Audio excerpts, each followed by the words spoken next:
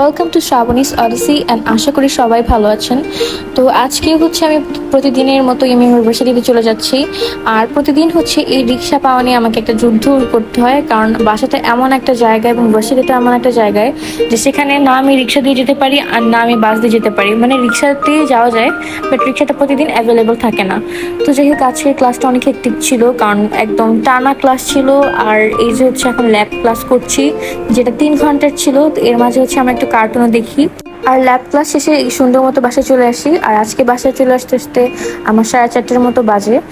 তো আবার বাসা নিচে এসে অনেকক্ষণ দাঁড়িয়ে থাকা লাগে, কারণ আমাদের দারোয়ান আঙ্কেল আমাদের মেইন গেট লক করে কোথায় যেন চলে যায়। তারপরে একটু পরে উনি আসে, দেন লিফট চালু করে, তারপর আমি বাসায় আসি।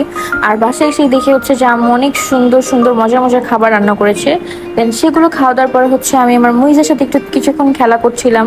ও প্রতিদিন আমি ভার্সিটি থেকে গেলেই আমার সাথে অনেক দুষ্টুমি করে, অনেক খেলাধুলা করে।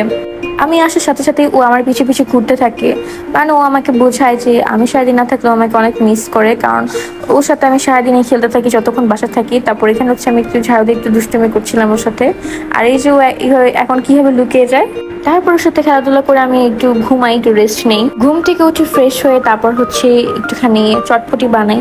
চটপটিতে ফার্স্টে আমি টকটাকে সুন্দর মতো প্রিপেয়ার করে নিই, সব ধরনের মশলা যাবতীয় যা যা দরকার সেগুলো দিয়ে।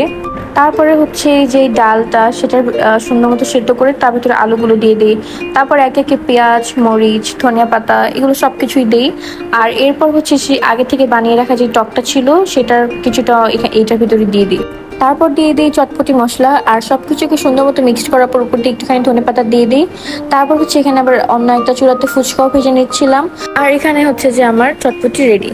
তো আশা করি আজকে ভিডিওটা ভালো লাগবে। এটা খুবই শর্ট একটা ভিডিও ছিল। So thanks for watching.